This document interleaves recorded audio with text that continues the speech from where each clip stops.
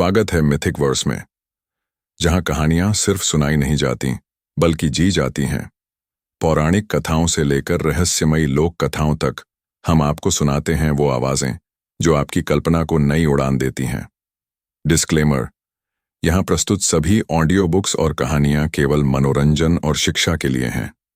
मूल रचनाओं के अधिकार उनके लेखकों और प्रकाशकों के पास सुरक्षित हैं। हमारा उद्देश्य है कहानियों का जादू आप तक पहुंचाना। प्लायमाउथ ने सड़क पर किसी हिरण की तरह उससे टक्कर मारी, जिससे ड्रोन टुकड़े टुकड़े हो गया। बिल्ली! अर्जुन चिल्लाया और बारिश से बचने के लिए अपनी कार की ओर दौड़ा। बिल्ली!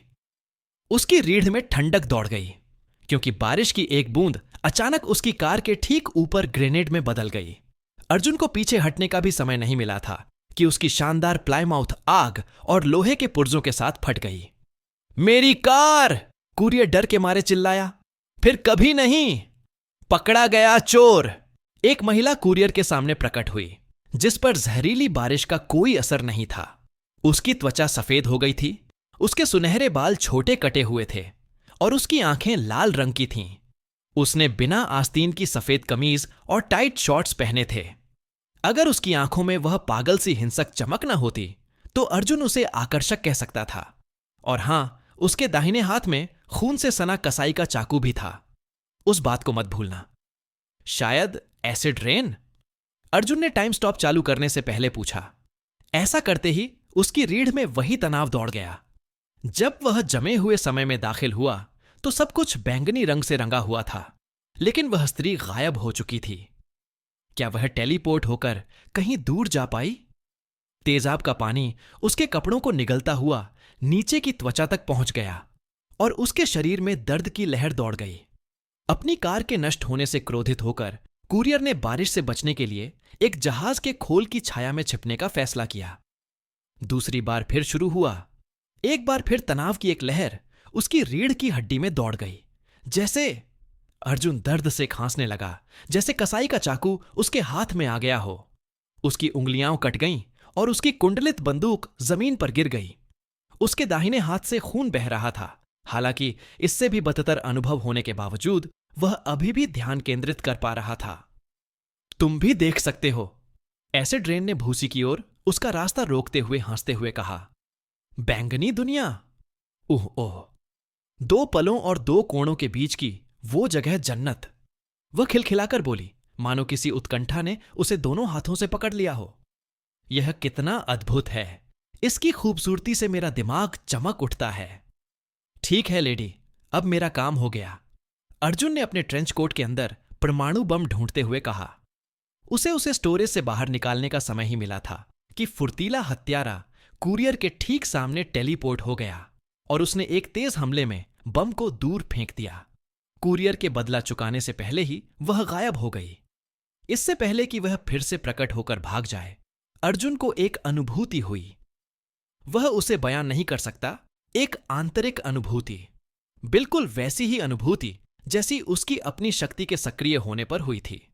वह न सिर्फ तेजाब की बारिश बुला सकती थी, बल्कि बारिश की बूंदों से अपनी जगह भी बदल सकती थी, जिससे उसे एक प्रभावशाली टेलीपोर्टेशन रेंज मिलती थी।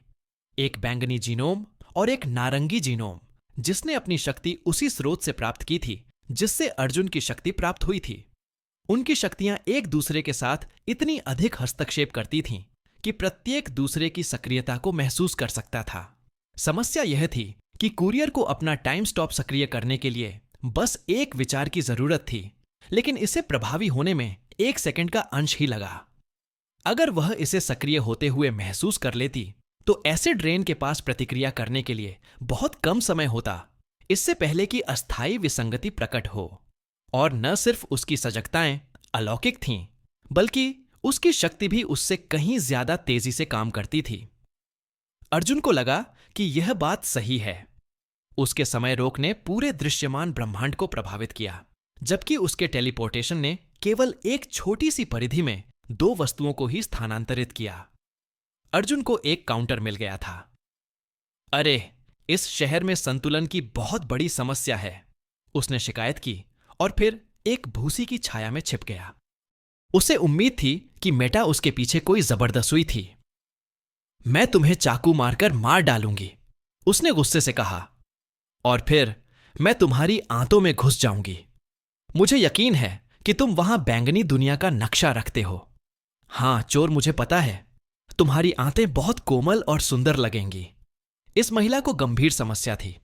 अर्जुन ने आह भरी और अपने आखिरी शब्द कहने की कोशिश ही की थी कि एसिड रेन ने नजरें हटाकर किनारे की ओर देखा।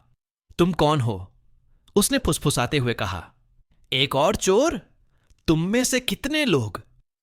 दबावयुक्त पानी की एक धारा ने साइको को निशाना बनाया, जो उस पर वार करने से बहुत पहले ही दूर चला गया। अर्जुन असमंजस में पड़ गया क्योंकि उसने जमीन पर भारी कदमों की आहट सुनी, जो इतनी तेज थी कि मूसलाधार बारिश के शोर को दबा रही थी। समुद्र से कोई बड़ी चीज निकलकर किनारे की ओर बढ़ रही थी। हालांकि अर्जुन की नजर धुंधली होने लगी थी, फिर भी वह उसे अपनी ओर आते हुए देख सकता था। कांसे की मिश्र धातुओं से बनी एक विशाल आकृति, किसी प्रकार का अग्नि प्रक्षेपण यंत्र लिए हुए। यह आकृति गोताखोरी के सूट और उन्नत कवच का मिश्रण लग रही थी। वल्कन के कवच से छोटी, फिर भी टैंक जितनी मोटी और लाल रंग से रंगी हुई। उसके हेलमेट के एक छेद से प्रकाश स्तंभ जैसी रोशनी निकल रही थी, जो अर्जुन को रोशन कर रही थी जब वह उसकी ओर देख रहा था। जैसे ही उसने डिजाइन को पहचाना, उसकी आंखें मुखौटे के पीछे से चौड़ी हो गईं। कृष! लौह दानव ने कोई जवाब नहीं दिया, लेकिन हालांकि कुरियर लाइटहाउस के छज्जे की वजह से अंदर मौजूद व्यक्ति को देख नहीं पाया, फिर भी उसने उसकी मुद्रा तुरंत पहचान ली।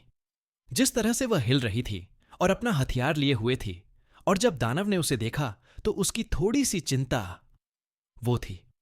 वो जेल से बाहर थी, आजाद थी, जिंदा थी और ठीक थी। अर्जुन का दिल खुशी से झूम उठा। शायद वह हमेशा वहीं रहती थी, दूर से उसे देखती रहती थी। मेरा! एसिड रेन गुर्राई इतनी तेजी से टेलीपोर्ट हो रही थी कि मानो एक साथ दर्जनों जगहों पर पहुंच गई हो। मेरा मेरा मेरा! मैं तिरस्कार से भर गई हूं, तिरस्कार और क्रोध से। कृष, ऐसा मत करो! जैसे ही कांस्य दानव ने खतरे को भांपते हुए अपना हथियार उठाया, अर्जुन ने विनती की, दूर हटो। बहुत देर हो गई। जब एसिड रेन ने अपना टेलीपोर्टेशन अभियान समाप्त किया तो उसने बारिश की कई बूंदों की जगह हथगोले फेंक दिए थे। उन दोनों पर बमों की बारिश हुई, जिनमें इतने विस्फोटक थे कि एक पूरा शहर तबाह हो सकता था। अर्जुन ने जल्दी से अपना टाइम स्टॉप सक्रिय कर दिया, कृष को घसीट कर ले जाने या बम हटाने की कोशिश में। लेकिन चोटों के दबाव में उसका शरीर गिर पड़ा। उसका चेहरा खून से सनी रेत से टकरा गया। कृष! समय पुनः शुरू हुआ और यह चक्र एक प्रलयंकारी विस्फोट में समाप्त हुआ। यह 8 मई 2020 था। 7वीं बार? 8वीं बार? अर्जुन ने गिनती खो दी थी। हालांकि हमेशा की तरह उसने दिन की शुरुआत अपनी कार को घोल की पीठ में टक्कर मारकर की। तुम लोग! अर्जुन ने आह भरते हुए अपनी कार से उतरते हुए कहा, जैसे ही रेनेस्को के बार में अफरा तफरी मच गई। तुम लोग सच में बेवकूफ हो, तुम्हें पता है? काश तुम्हें पता होता। और चूंकि वे उसका जीवन कठिन बनाने पर अड़े थे, इसलिए कुरियर वाले ने इस बार 10 गुना एहसान वापस किया। मैं सिक्योरिटी को बुला रहा हूं, रेनेस्को ने बार काउंटर के पीछे से शिकायत की, जबकि बार के ग्राहक देख रहे थे। घूल झटके से चक्कर खाकर अपने पैरों पर खड़ा होने की कोशिश कर रहा था। कृष को फिर से देखकर शांत और आशान्वित अर्जुन ने फिस्टी ब्रदर्स को पकड़ा और दस्ताने पहन लिए।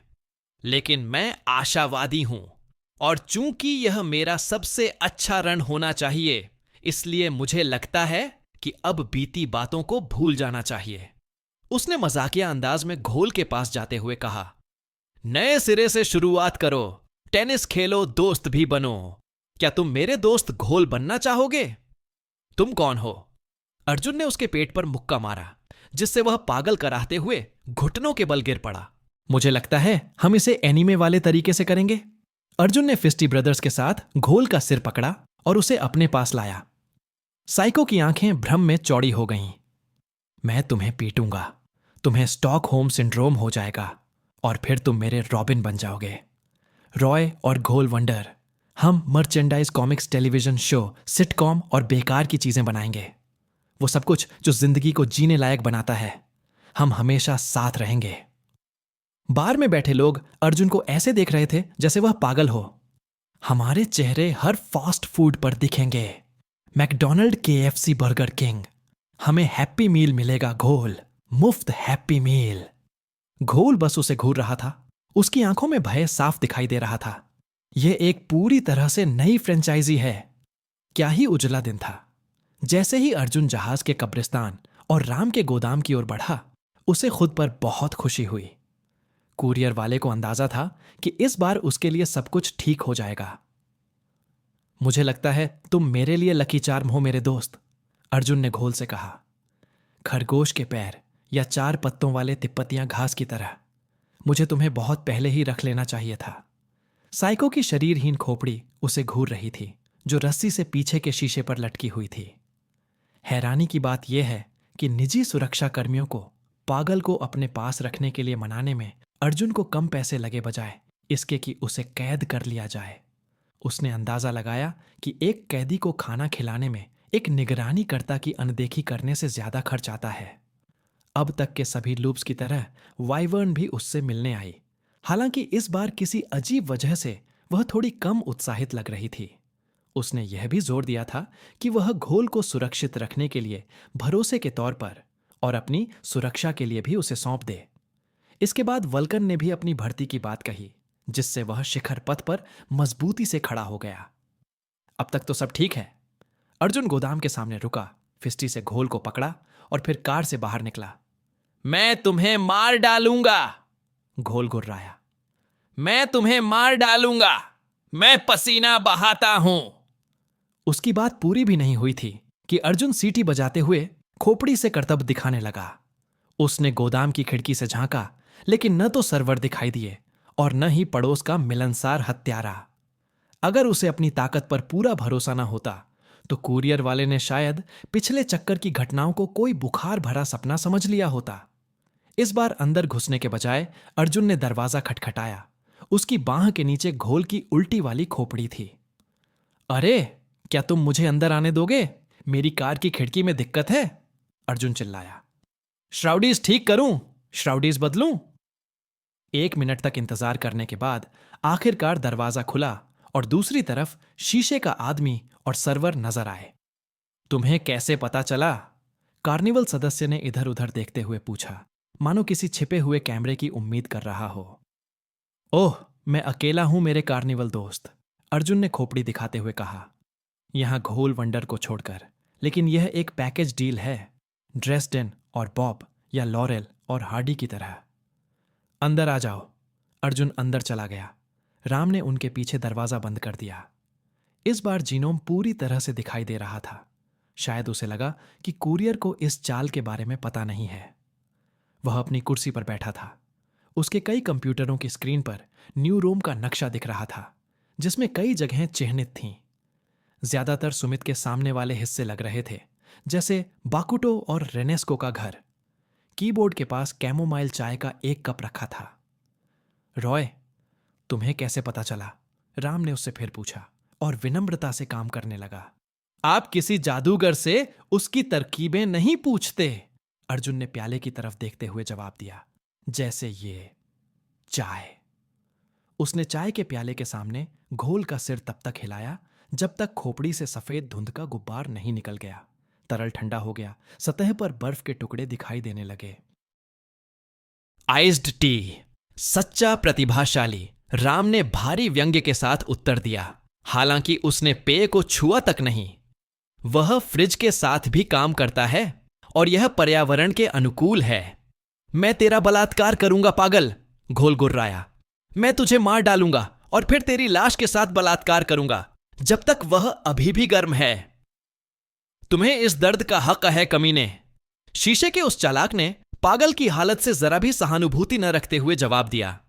मेरी फाइलों के मुताबिक तुमने कम से कम 17 लोगों को मार डाला। सिर्फ 17? साइको हंसा, फिर शेखी बघारने लगा। मैंने सैकड़ों मारे, सैकड़ों। उसे इस बात पर बहुत गर्व भी लग रहा था।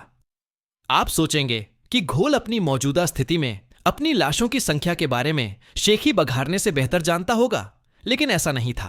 राम ने अर्जुन की ओर मुड़ने से पहले साइको को ठंडे तिरस्कार से देखा। तुम चाहते हो कि मैं उसके साथ क्या करूं? क्यों? उससे पूछताछ तो करो। अर्जुन ने घोल की खोपड़ी के पिछले हिस्से को सहलाते हुए कहा। ठीक है ना स्केलिंगटन, तुम हमें इस बड़े बंकर के बारे में सब कुछ बताओगे जिसे तुम्हारा बड़ा बदमाश बॉस इतना चाहता है? एक बंकर? राम ने तुरंत दिलचस्पी दिखाते हुए पूछा। Bleep you Roy, bleep you. चुप रहो गुलाम, अर्जुन ने घोल को थप्पड़ मारने से पहले जवाब दिया। तुमने मुझे थप्पड़ मारा, बोलने वाली खोपड़ी ने शिकायत की। तुमने थप्पड़ मारा। और अर्जुन ने उसे फिर से थप्पड़ मारा। पागल गुस्से और अपमान से उसे घूर रहा था। तुम मेरे साथ जो कुछ भी कर सकते हो, रोहित उससे भी बुरा कर सकता है। ओह सच में? चुनौती स्वीकार करते हुए मेढे ने अपने कवच से एक कांच का टुकड़ा अलग किया और उसे एक पतली सुई का आकार दिया। वह वस्तु साइको की खोपड़ी के ठीक सामने तैर रही थी, उसकी बाईं आंख के पास। अगर तुम मुझे सब कुछ नहीं बताओगे तो वह सुई तुम्हारी आंख में और फिर दिमाग में घुस जाएगी, धीरे धीरे दर्द के साथ। फिर मैं दूसरी आंख पर काम करूंगा। मैं सिर कटने से बच गया कुतिया, घोल ने बिना प्रभावित हुए जवाब दिया। वह हथियार को घूरता रहा जैसे जैसे वह उसके करीब आता गया, बिना रुके। अर्जुन ने राम के कंधे पर हाथ रखते हुए आह भरी।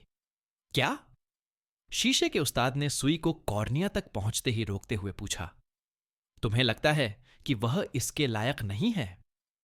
मुझे पता है कि आप मानव बाउर की भूमिका निभाना चाहते हैं, लेकिन इस तरह से आप एक साइको को प्रताड़ित नहीं करते हैं, अर्जुन ने जवाब दिया, अपने ट्रेंच कोट के अंदर खोजते हुए और मरे हुए की खोपड़ी को डेस्क के एक कोने पर रखते हुए। घोल की आंखें आत्मविश्वास से मंत्रमुग्ध हो गईं जब कुरियर ने एक हरे रंग की औषधि दिखाई जो एक इत्र जैसे पात्र में रखी थी। उस पर डायनामिस का लोगो और औषधि का नाम चिपका हुआ था। डायनेमिस में बना हरक्यूलिस का नकल अमृत। अर्जुन ने घोल के सामने उत्पाद का विज्ञापन करते हुए उसे लटकाया। खोपड़ी ने उसे अपने दांतों से लेने की कोशिश की, लेकिन जाहिर है वह पैरों के बिना ऐसा नहीं कर सकता था। तुम्हें यह पसंद है? मैंने इसे आज सुबह खरीदा है। यह अलौकिक शक्ति और सहन शक्ति प्रदान करता है, और मैंने सुना है कि इसे पीने से ऐसा लगता है जैसे कोई तरल चरम सुख प्राप्त हो रहा हो। मुझे दे दो, घोल गुर्राया। उसकी नशे की लत हावी हो गई। मुझे दे दो, धिक्कार है। उफ, यह क्वाड्रिप्लेजिक लोगों के लिए वर्जित है। अर्जुन ने उसे ताना मारा। लगता है मुझे इसे टॉयलेट में फ्लश करना पड़ेगा। तू राक्षस! साइको सचमुच डरा हुआ लग रहा था। तू हिम्मत नहीं करेगा? पता है इनकी कीमत कितनी है? इनकी कीमत क्या है? कुरियर जोर जोर से हंसने लगा, जिससे घोल की हड्डियां तक कांप उठीं। ग्लासमैन विचलित होकर चुपचाप यह दृश्य देख रहा था, जिससे उसकी हंसी और भी बढ़ गई। जिंदगी पैसों के लिए नहीं है, यह तो मौज मस्ती करने के लिए है। तुम्हें उसे रोकना होगा, घोल राम पर गुर्राया। अरे कांच वाले, तुम्हें उसे रोकना होगा। वह पागल है, इतना पागल कि ऐसा कर बैठे। मुझे नहीं लगता कि जब तक आप मुझे जानकारी नहीं देंगे मैं उसे रोक पाऊंगा, मेढे ने सुई निकालते हुए और अच्छे पुलिस वाले अंदाज में जवाब दिया। मेरा तो वैसे भी कोई नियंत्रण नहीं है। अर्जुन ने बोतल खोली, घोल को उसकी मीठी खुशबू सूंघने दी, फिर उसे एक तरफ झुका दिया। कुछ खुशबू जमीन पर गिर गई और मरे हुए प्राणी ने डर के मारे गुर्राहट की आवाज निकाली। रुको रुको! घोल ने तुरंत घुटने टेक दिए। कबाड़ खाने के नीचे एक जगह है, एक जगह। कोई जगह? राम ने बिना प्रभावित हुए पूछा, जबकि अर्जुन धीरे धीरे उत्पाद गिराता रहा। यह काफी नहीं है, एक बंकर कूड़ेदान के नीचे। घोल ने एलिक्सिर पर अपनी हताश निगाहें गड़ाते हुए कहा। यह रोबोट और लेजर बुर्जों से भरा है। ये जीनोम्स को देखते ही गोली मार देते हैं। हम इसके लिए न्यूरोम आए हैं। इस बार अर्जुन ने आधी बोतल बचाकर नकली शराब जमीन पर गिरने से रोक ली। घोल ने गहरी राहत की सांस ली, जो अजीब था क्योंकि उसके पास फेफड़े नहीं थे। बंकर में क्या है? राम ने खतरनाक लहजे में पूछा। रोहित हमें नहीं बताएगा, घोल ने सच बोलते हुए जवाब दिया। उसने बस कुछ ही लोगों को बताया है। वह नहीं चाहता कि बात बाहर आए। तो तुम बिना यह जाने कि अंदर क्या है खुद को एक किलेबंद जगह पर फेंक देते हो? राम ने भवशून्य स्वर में कहा, हालांकि सुनते सुनते उसकी दिलचस्पी बढ़ती जा रही थी। अगर मुझे यह बात थोड़ी संदिग्ध लगे तो माफ करना। रोहित सबसे बेहतर जानता है, घोल ने जवाब दिया। वह हमेशा जानता है और वह इससे जुनूनी है। वह कहता है, कैसे कहता है? भविष्य, हां, भविष्य। स्वचालित सुरक्षा तंत्र जीनोम को भांप लेता है और हमने उनके कारण कुछ लोगों को खो दिया। इसलिए रोहित ने सामान्य लोगों को भेजने का फैसला किया, यहां तक कि कुत्तों को भी। तो फिर एक और सवाल, अर्जुन ने कहा। तुम पागलों को जो अमृत मिलता है उसके बारे में क्या ख्याल है? मुझे नहीं पता, ठीक है, घोल गुर्राया। मेमने की आवाज ऐसे सुनी जैसे कोई बाज कबूतर का पीछा कर रहा हो। साई शौक रोहित के लिए यह काम करता है।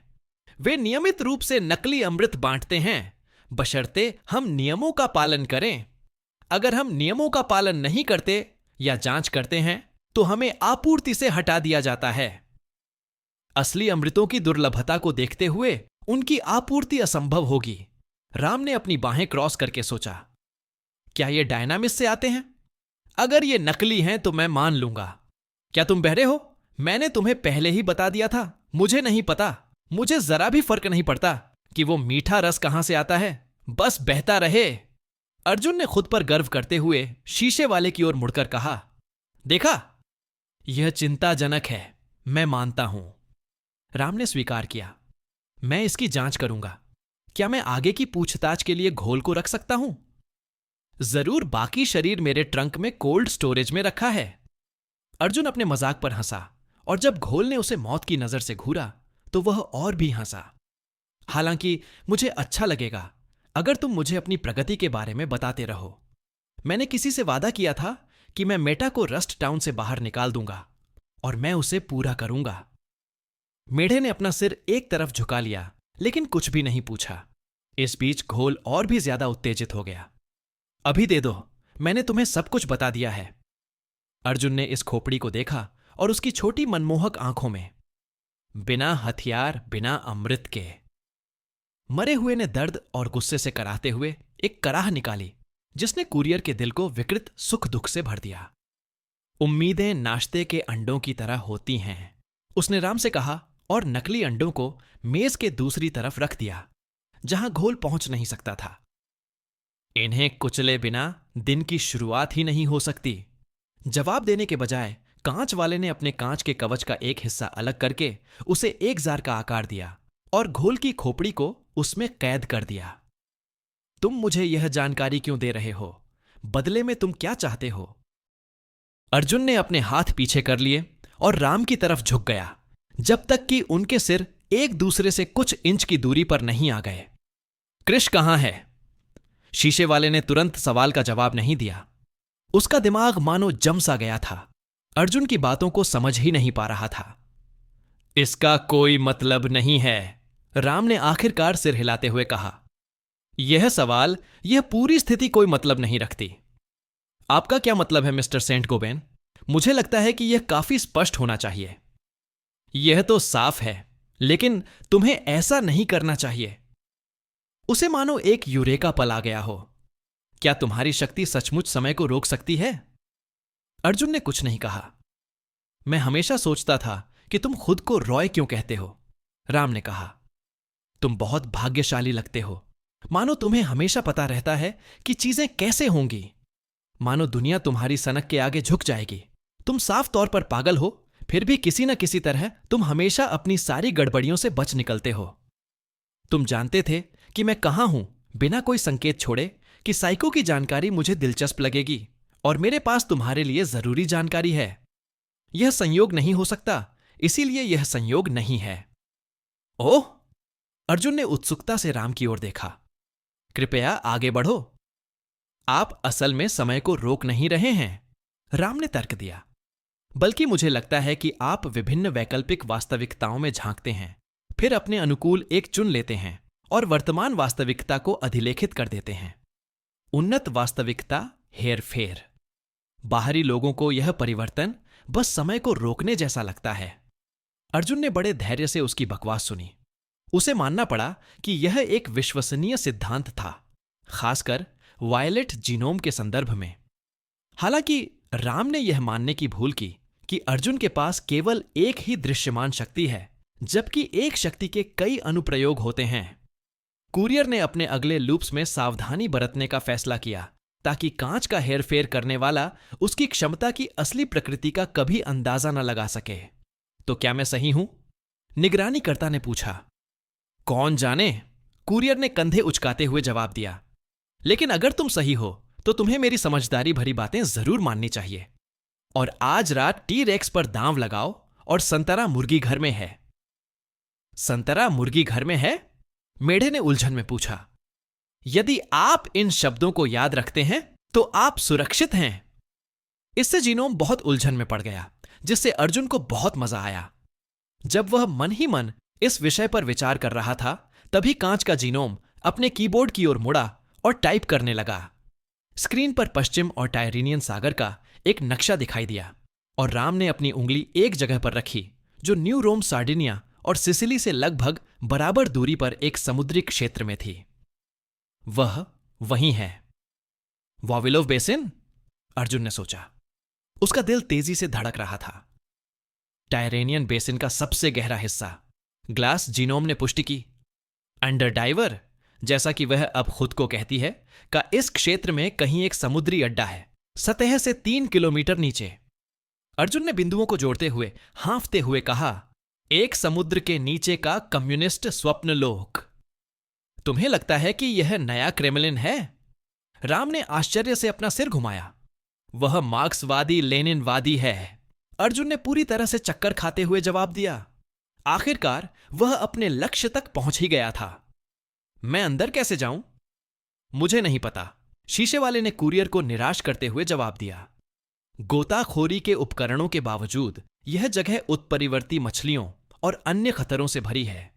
मैंने इस बारे में ज्यादा नहीं सोचा, क्योंकि उनकी शिपिंग पनडुब्बियों की आपूर्ति और मरम्मत के अलावा वह सुमित संगठन से जुड़ी नहीं है। वाह, तुमने तो मुझे सब कुछ बता दिया। राम ठिठक गया। हां, और अगर अर्जुन को पता होता कि यह इतना आसान होगा तो किसी फिल्म स्टूडियो पर हमला करने या किसी सेमिनार में शामिल होने के बजाय वह यह काम बहुत पहले ही कर चुका होता। मुझे उम्मीद है कि आप इस जानकारी से कोई नुकसानदेह योजना नहीं बना रहे होंगे, कुरियर ने विषय बदलते हुए कहा, क्योंकि अगर आप उसके साथ कुछ करने की सोचेंगे तो हमारे लिए मुसीबत खड़ी हो जाएगी। मेरे निशाने पर सिर्फ सुमित और मेटा हैं, राम ने जवाब दिया। हालांकि मुझे लगता है कि आपको यह बात पहले से ही पता होगी। अगर मैं शहर के हर निजी ठेकेदार को निशाना बनाऊं तो न्यू रोम का आधा हिस्सा मिट जाएगा और वह रस्ट टाउन में एक अनाथालय का खर्च उठाती है। वह हर हफ्ते उन्हें खाना और पैसे भेजती है। मैं किसी ऐसे व्यक्ति पर हमला नहीं करूंगा जो अपनी जिंदगी बदलने की कोशिश कर रहा हो। अर्जुन ठिठक गया जैसे ही कुछ चीजें अपनी जगह पर आ गईं। मेटा गैंग जल्द ही उस जगह पर हमला करने का इरादा रखता है। राम तुरंत घबरा गया। क्यों? तुमने उन हड्डियों की बात सुनी? बंकर के अंदर जाने के लिए उन्हें सामान्य लोगों की जरूरत होती है। जाहिर है, कुछ जगहें इतनी बड़ी होती हैं कि बड़ों के लिए रेंगना मुश्किल होता है। तो आप वैकल्पिक समय रेखाओं में झांक सकते हैं। राम ने इसे अपने सिद्धांत की पुष्टि के रूप में लिया, हालांकि उसने अपनी मुट्ठियां भींच लीं। आप एक छद्म पूर्व ज्ञानी हैं और आप मेरी मदद करते हैं क्योंकि यही सबसे अच्छा परिदृश्य है। ज्यादा घमंडी मत बनो विंडशील्ड। मैं अनाथालय की देखभाल करूंगा, उसने दृढ़ निश्चय के साथ कहा। जहां तक तुम्हारी दोस्त से संपर्क करने की बात है, मैं ज्यादा मदद नहीं कर सकता। सिर्फ वल्कन ही उसके संपर्क में है, क्योंकि उनके यहां टेक्नोलॉजी का व्यापार चल रहा है। अगर तुम चाहो तो मैं इस पर गौर कर सकता हूं। मुझे नहीं लगता कि इसकी जरूरत होगी, लेकिन शुक्रिया। आखिरकार सच्चाई का पल आ ही गया। देखिए, मुझे वाइवर्न और वल्कन दोनों से अपने अपने संगठनों में शामिल होने का प्रस्ताव मिला है। जारी रखना। मैं चाहता हूं कि आप सुमित्रा की विस्फोटक हत्या की होड़ बंद करें। और मैं ऐसा क्यों करूंगा? राम ने पूछा। उसका स्वर सावधानी से मित्रतापूर्ण से ठंडा हो गया। क्योंकि अगर मैं आपकी ओर से शिखर सम्मेलन में घुसपैठ करता हूं तो मैं दुर्घटनावश विस्फोट में मारा जाना नहीं चाहता। अर्जुन की बातें समझते हुए वह चौकीदार कुछ पल चुप रहा, फिर हंसा। तुम्हें पता है कि उनके पास एक सच बोलने वाला भी है? लुईगी मेरी समस्या है, अर्जुन ने जवाब दिया। उस चौकीदार को थोड़ा आश्चर्य हुआ कि वह उसका नाम जानता था, तुम सुमित संगठन को पंगु बनाना चाहते हो, है ना? अपंग नहीं, मेढे ने जवाब दिया। इसे पूरी तरह नष्ट कर दो। यह बिना किसी की जान लिए किया जा सकता है, अर्जुन ने तर्क दिया। उनकी ज्यादातर कमाई सोनाली से आती है। सब कुछ नहीं, राम ने जवाब दिया। उनकी हर चीज में दखल है। वेश्यावृत्ति, जुआ, हथियारों की तस्करी, शराब। लेकिन सोनाली उनके धंधे की नींव और कमाई का जरिया है। हां, यह उनकी आधी कमाई है। और अगर मैं गलत हूं तो मुझे सही कर दीजिए। सभी सोनाली उनके द्वीप सुपर लैब से आती हैं। हां, राम ने पुष्टि की। मुझे नहीं पता क्यों, लेकिन वे दवा का उत्पादन केवल वहीं कर सकते हैं। शायद उन्हें किसी विशिष्ट जीनोम या पर्यावरणीय परिस्थितियों की आवश्यकता है। मैं अंदर नहीं जा पाया हूं या पास भी नहीं जा पाया हूं। सुरक्षा बहुत कड़ी है। तो बस, अर्जुन ने सुपरमैन की मुद्रा में कमर पर हाथ रखते हुए कहा, मैं तुम्हारे लिए इस प्रयोगशाला को नष्ट कर दूंगा और उनका धंधा चौपट कर दूंगा। ग्लासमैन फिर भी संशय में रहा। मान लीजिए कि आप सफल हो जाते हैं, जो संभव भी हो सकता है। आप चाहते हैं कि मैं क्या करूं? इस बीच रोजाना लोगों की हत्या करने वाले आपराधिक गिरोह को नजरअंदाज कर दूं? तुम सुमित पर हमला मत करो, खासकर झाबाटो चिट्टर या स्फीयर पर। वह लुइगी को भी ग्रुप में शामिल कर सकता था, लेकिन अर्जुन उसे पसंद नहीं करता था और सच बोलने वाला आगे चलकर समस्याएं खड़ी कर सकता था। और जाहिर है तुम मेरे पीछे नहीं पड़ोगे। राम ने जवाब दिया, उनकी सोनाली आपूर्ति को कमजोर कर देना संगठन को नष्ट करने के लिए पर्याप्त नहीं होगा। इससे वे कमजोर जरूर पड़ जाएंगे, लेकिन हम वीर के साम्राज्य को हमेशा के लिए नष्ट करना चाहते हैं। हां, लेकिन अगर कोई हत्यारा उन्हें निशाना बनाता है तो सुमित सतर्क हो जाएगा और लैब के आसपास सुरक्षा बढ़ा देगा, अर्जुन ने बताया। अगर उन्हें पहले से कोई चेतावनी नहीं मिलती और वे पूरी तरह मेटा पर ध्यान केंद्रित करते हैं। कुरियर ने सजा को यूं ही लटकने दिया, जबकि राम ने हाथ जोड़कर प्रस्ताव पर विचार किया। सच कहूं तो इस व्यवस्था से उसे बहुत कुछ हासिल होने वाला था। सुमित और मेटा गैंग एक दूसरे को बिना किसी खतरे के मार डालेंगे और वीर ग्रुप के अंदर उसका एक एजेंट उसे जानकारी देगा। डायनामिस के सर्वर तक अपनी पहुंच के साथ वह निगरानी करता शहर के हर संगठन में गुप्त रूप से घुसपैठ कर सकता था, पूरे बोर्ड को तहस नहस कर सकता था। 3 हफ्ते, चौकीदार ने कहा। उस प्रयोगशाला को नष्ट करने के लिए तुम्हारे पास 3 हफ्ते हैं। उसके बाद मामला मेरे हाथ से निकल जाएगा और मैं कोई वादा नहीं कर सकता। और फिर यह किसके हाथ में होगा? राम कब्र की तरह चुप रहे। शायद वह अर्जुन की क्षमताओं की सीमा का अंदाजा लगाना चाहते थे, या उन्हें अभी उस पर भरोसा नहीं था। खैर, उम्मीद है अर्जुन तब कृष से मिल चुका होगा और अब यह उसकी समस्या नहीं होगी। उसे इस बात की परवाह नहीं थी कि वीर और कार्निवल आपस में लड़ें, बशर्ते वह अपना परफेक्ट रन पूरा कर ले। हो सकता है कि वह एक और चक्कर भी लगा ले, ताकि कांच के उस चालाक को कुछ भी गलत कहने से बच सके। यहां वापस आने की जहमत मत उठाइए, मैं आपसे संपर्क करूंगा, राम ने कहा। मैं आपको मेटा जांच के बारे में बताता रहूंगा, और जहां तक सुमित का सवाल है, आप भी मेरा एहसान मानेंगे। अगर आपने किसी को बताया कि मैं हूं तो मुझे पता चल जाएगा और सौदा पक्का हो जाएगा। ठीक है, अर्जुन ने अपना हाथ आगे बढ़ाया। राम ने उसे हिलाया। जब मैं कहूं कि मुझे उम्मीद है कि हम फिर कभी नहीं मिलेंगे, तो इसे दिल पर मत लेना। हम दोनों जानते हैं कि ऐसा नहीं होने वाला। शीशे का हेरफेर करने वाले ने बिना कुछ कहे उसे खारिज कर दिया और अपनी स्क्रीन और फाइलों पर वापस चला गया। अर्जुन मुड़ा, दरवाजे तक पहुंचा और उसे खोल दिया। रॉय! राम ने उसे पीछे से पुकारा। अर्जुन दहलीज पर रुक गया। मैं तुम्हें हर चीज के लिए शुभकामनाएं देता हूं। तुम दुनिया में अच्छा कर रहे हो, इसे मत भूलना। अर्जुन ने बिना पीछे मुड़े दरवाजा बंद करते हुए उसकी ओर हाथ हिलाया। उसने जहाज के कब्रिस्तान के उस पार समुद्र की ओर देखा, जहां कृष उसका इंतजार कर रहा था।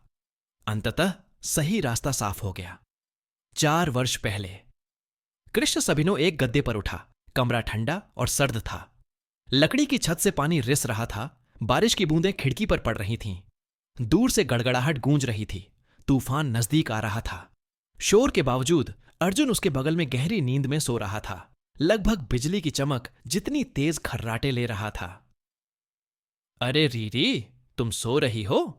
उसने फुसफुसाते हुए पूछा, लेकिन लड़के ने कोई जवाब नहीं दिया। जब अर्जुन सोता था तो वह बहुत प्यारा लगता था और खर्राटों के बारे में पूरी तरह से इनकार करता था। कृष को वह दिन याद आया जब उसने और उसके पिता ने उसे लुटेरों द्वारा तबाह किए गए एक गांव के मलबे के बीच पाया था। वह तहखाने में छिपा था, जबकि उसका पूरा समुदाय नष्ट हो चुका था, उनके मवेशी लूट लिए गए थे। अगर उसने सामान की तलाश में उसके घर की तलाशी न ली होती तो शायद कृष अर्जुन से कभी नहीं मिल पाता। उसके बाद वे सालों तक साथ रहे, कभी एक दूसरे से दूर नहीं हुए। वे युद्ध पिताजी के उत्पात, लुटेरों और जीनोम से बच गए, हमेशा साथ रहे, यहां तक कि एक ही बिस्तर साझा करते रहे। वे नाम के अलावा हर तरह से भाई बहन थे। हालांकि वह चाहती थी कि वे और भी भाई बहन बन जाएं। हालांकि उसे यह बात खुलकर कहने में बहुत शर्म आती थी। उसका कभी कोई प्रेमी नहीं था, उसे समझ नहीं आता था कि यह सब कैसे होता है। काश वह पहला कदम उठाता। कृष्ण ने कमरे में चारों ओर नजर दौड़ाई। यह आल्प्स पर्वतमाला के पास किसी तरह का शिकारगाह हुआ करता था। एक खड़ी पहाड़ी पर लकड़ी का एक खामोश घर। स्थानीय लोगों ने इसे कुछ साल पहले छोड़ दिया होगा, या तो लुटेरों ने भगा दिया होगा, या फिर सुरक्षा के लिए पुनर्निर्माण शहरों की ओर चले गए होंगे। जब भी वह अपने परिवार के बाहर किसी से पिताजी के हस्तक्षेप के बिना बात कर पाती थी तो हर कोई नए रोम के बारे में बात करता था। जब अर्जुन नहीं उठा तो कृष पजामा पहने ही बिस्तर से उठकर कमरे में तलाशी लेने लगी। उसके साथी ने अपनी पैंट कुर्सी पर छोड़ दी थी और हालांकि यह अच्छा नहीं लग रहा था, फिर भी लड़की ने उसकी जेबों में झांका। नीला अमृत चमकने लगा, जैसे बिजली शयन कक्ष के ठीक बाहर गिरी हो। वेनिस छोड़े हुए उन्हें हफ्ते बीत चुके थे और अब तक पापा को उन औषधियों का ध्यान ही नहीं आया था। 3 दिन पहले उन्होंने बच्चों को पास में पड़ी चीजों को इकट्ठा करने के लिए अकेला छोड़ दिया था। पापा को उम्मीद थी कि इस बार पापा किसी को नहीं मारेंगे। कृष जानती थी कि उसके पिता वापस आएंगे। अर्जुन चाहता था कि काश वे वापस न आए। वह पिताजी से डरता था, उनसे नफरत करता था। कृष समझ गया, पिताजी मुश्किल थे। मां के दूसरे परिवार में जाने के बाद से ही वे थोड़ा ज्यादा शराब पीने लगे थे, लेकिन उन्होंने कृष और उसके भाई की परवरिश के लिए हमेशा पूरी कोशिश की। जब बमबारी में सीजर की मौत हो गई तो पिताजी के अंदर कुछ टूट गया और फिर कभी वापस नहीं आया। एलिक्सिर बस आखिरी तिनका था जिसने ऊंट की पीठ तोड़ दी, जिससे उन्हें अपना दर्द दूसरों पर निकालना पड़ा। लेकिन सब कुछ के बावजूद वह अभी भी उसका पिता था। कृष्ण ने उस औषधि को भय और आशा के मिले जुले भाव से देखा। वह जानती थी कि उसके पीने के बाद पिताजी कैसी प्रतिक्रिया देंगे, लेकिन नीले अमृत लोगों को ज्यादा बुद्धिमान बनाते हैं। प्रतिभाशाली। नील ने एक पी लिया और उसने हत्यारे रोबोट और कक्षीय लेजर का आविष्कार किया।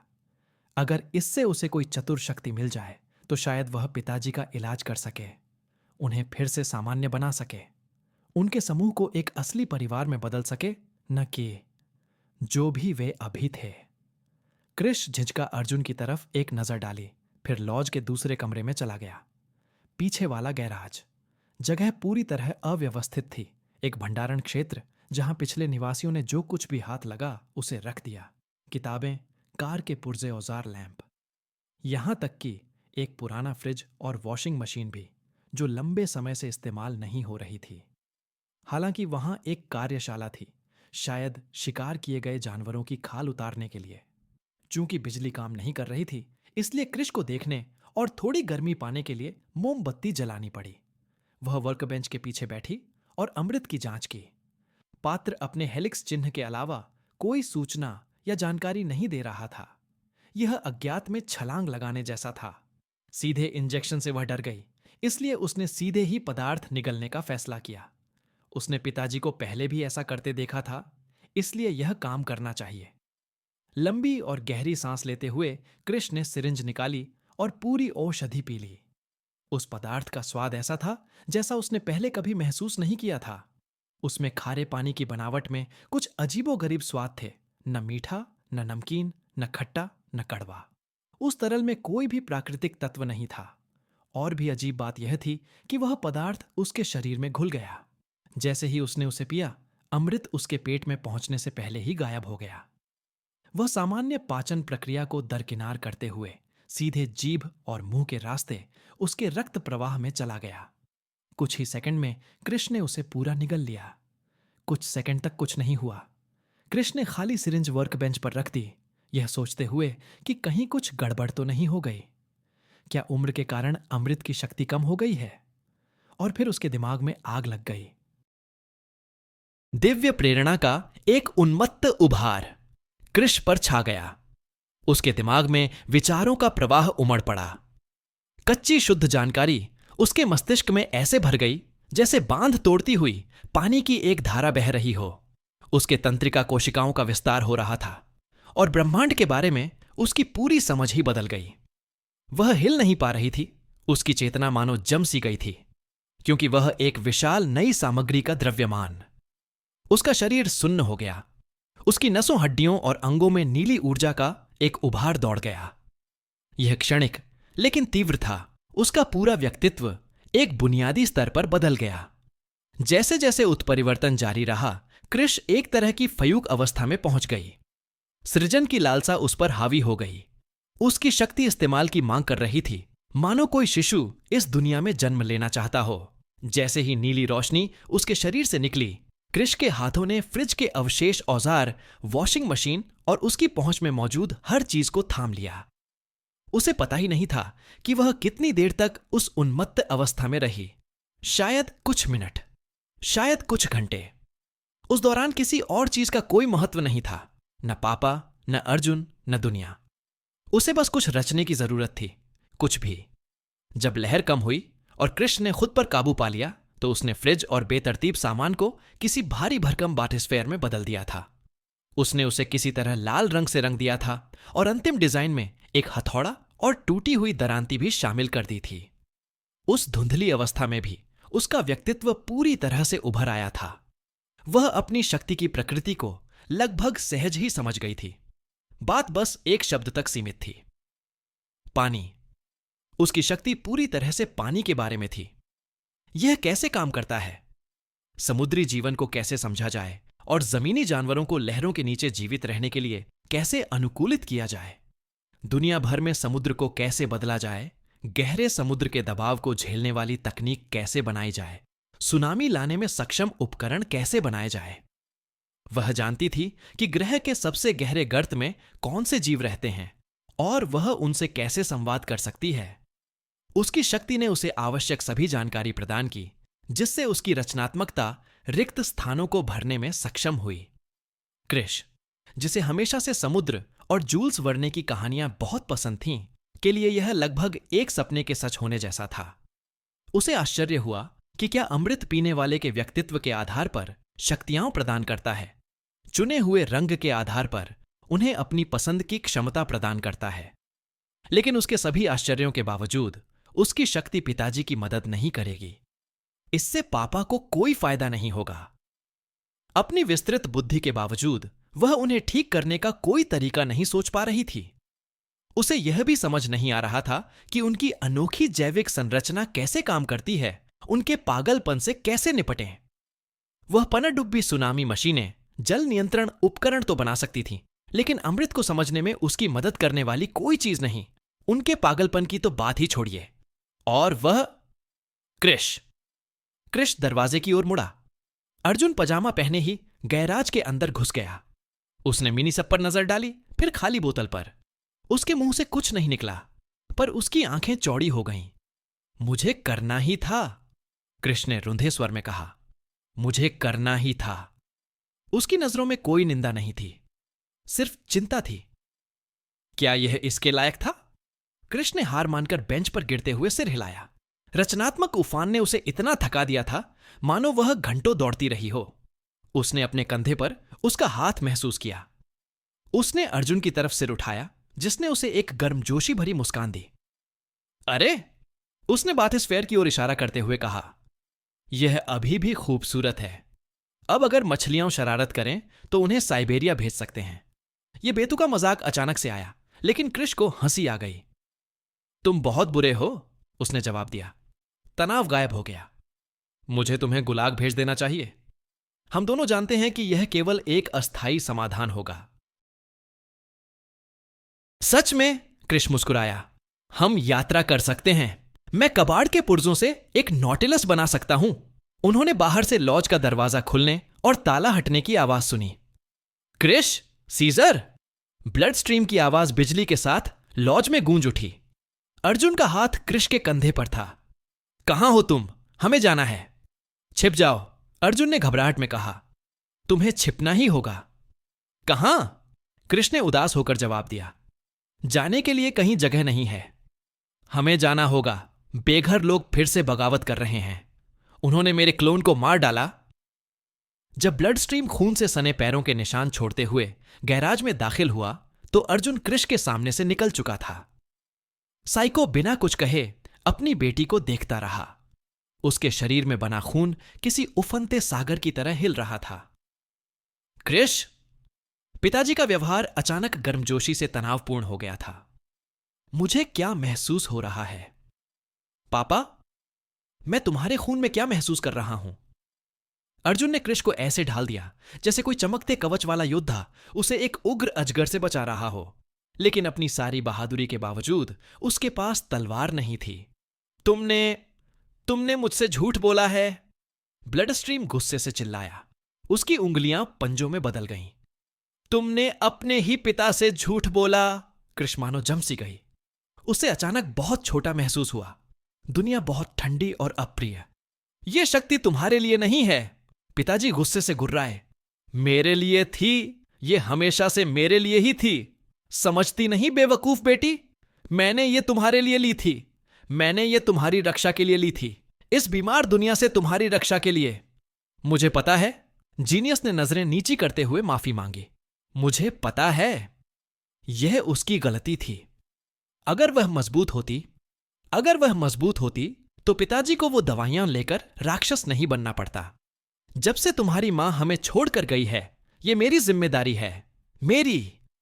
पापा ने खुद को शांत किया, लेकिन उनकी आवाज में खौफ और बढ़ गया। तुम्हें सजा मिलनी ही होगी। पिताजी, कृपया उसे मत छुओ। अर्जुन ने उस पागल को रोकने की कोशिश की, लेकिन ब्लड स्ट्रीम ने उसे एक जोरदार थप्पड़ मारकर पीछे धकेल दिया, जिससे वह जमीन पर गिर पड़ा। उसके पिता कृष की ओर बढ़े और उसका गला घोंटने के लिए हाथ ऊपर उठा लिए। उसकी बेटी ने आंखें बंद कर लीं और कोई विरोध नहीं किया। वह बस उस घटना का इंतजार कर रही थी जो घटित होनी थी, लेकिन यह कभी नहीं आया। उसने फिर आंखें खोलीं अपने पिता के बेजान चेहरे के सामने। उनके पंजे अपनी बेटी की गर्दन से 1 इंच की दूरी पर थे। रक्त प्रवाह कांप रहा था, मानो पार्किंसन रोग से पीड़ित हो। नहीं। पिताजी ने अचानक दोनों हाथों से अपना सिर पकड़ लिया, सिर दर्द से जूझते हुए। नहीं, उसे नहीं, कृष को नहीं, मैं नहीं। मैं इसे नियंत्रित कर सकता हूं। मैं। ब्लड स्ट्रीम गैराज से चला गया। उसकी मानवता की आखिरी किरणें अमृत की लत से जूझ रही थीं। पिताजी लॉज के अंदर गायब हो गए। कृष ने उन्हें पास के एक कमरे में दीवार पर सिर पटकते हुए सुना। अर्जुन थप्पड़ से उभर चुका था। कृष ने उसे फिर से खड़ा होने में मदद के लिए हाथ बढ़ाया। तुम ठीक तो हो? उसने चिंता से पूछा। उसकी नाक से खून बह रहा था। ब्लड स्ट्रीम का नहीं, बल्कि खुद उसका। हां, उसने कहा, हालांकि वह साफ तौर पर कांप रहा था। हां, तुम बहुत बहादुर थे। उसने थोड़ा शर्माते हुए उसे खुश करने की कोशिश की। यह बहुत बहादुरी भरा था। शब्दों से जवाब देने के बजाय उसने उसे चूम लिया। कृष की सांस रुक गई। जैसे ही उसने बिना किसी चेतावनी के उसे अपनी ओर खींचा, उसके होंठ उसके होंठों से सट गए। यह एक ऐसा चुंबन था जो भूख से उपजा था, आराम और मानवीय संपर्क की एक आदिम चाहत से। यह महसूस किया। यह अच्छा लगा। सारे डर और तनाव के बाद यह अच्छा महसूस हुआ। जैसे ही उन्होंने पापा को कमरे में वापस रेंगते हुए एक दूसरे के बीच जगह बनाते हुए सुना, उन्होंने झट से गले लगना छोड़ दिया।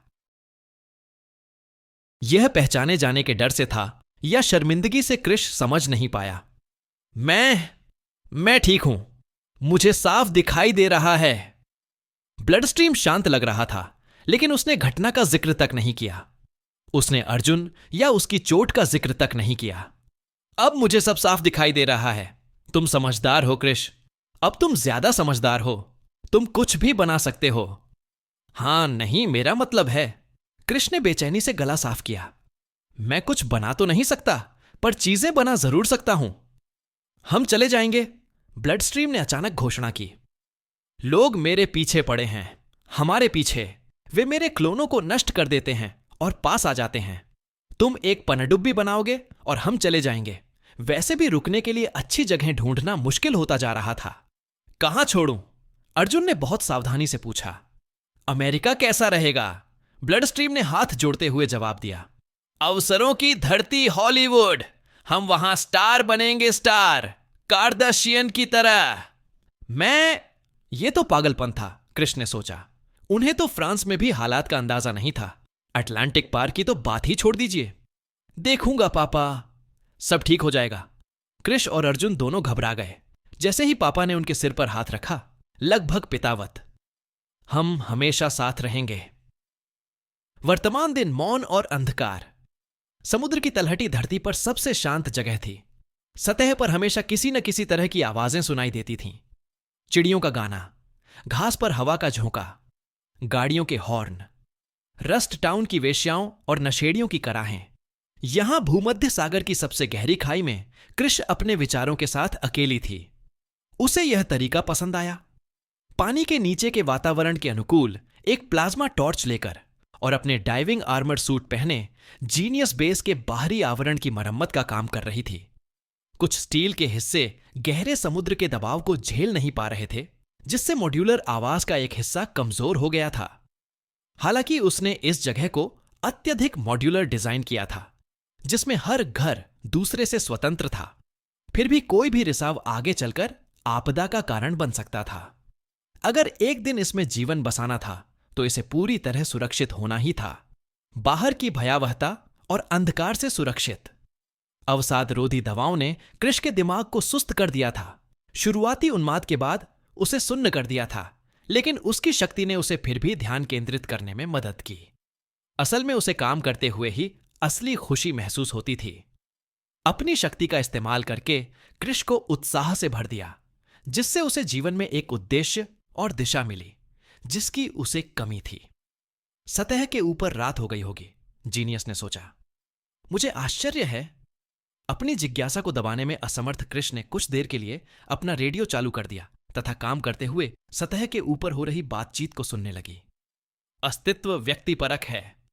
हम अभी भी अर्जुन की आवाज सुनकर कृष चौंक गया और लगभग अपना औजार गिरा ही दिया।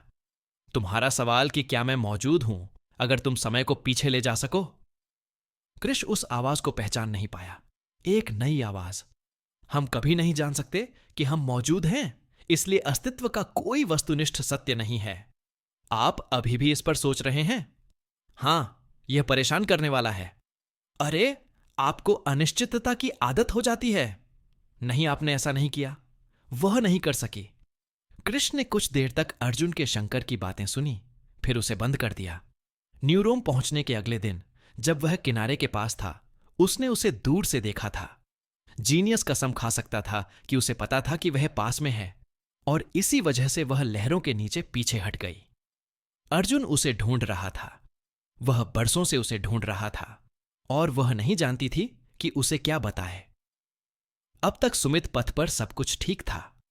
अर्जुन ने जैसी उम्मीद थी, जनाबाटो से मुलाकात की बंदरगाह पर सरीन को पीटा और अब वही बातचीत दोहराई जिसके कारण वह अरुण के घर पर रुका। सब कुछ ठीक ठाक चल रहा था। घाटों से टकराती लहरों की आवाज के बीच, मुझे एक बात पक्की करनी है, लुइगी ने कुरियर वाले से पूछा। तुम मुखबिर हो या डबल एजेंट? खैर, मैं वास्तव में किसी के पक्ष में नहीं हूं, अर्जुन ने उत्तर दिया। लेकिन फिर उसके मुंह से अपने आप ही निकल गया, लेकिन मैं एक कार्निवल घुसपैठिया हूं, हां या नहीं? वहां मौजूद सभी लोग उसकी ओर देखने लगे और एक तनावपूर्ण सन्नाटा छा गया। ग्रंट्स ने अपने हथियार उठा लिए, जबकि जनबाटो का चेहरा सदमे से, निराशा से और अंततः गुस्से में बदल गया। ओह, ठीक है, 2 सबक सीखे।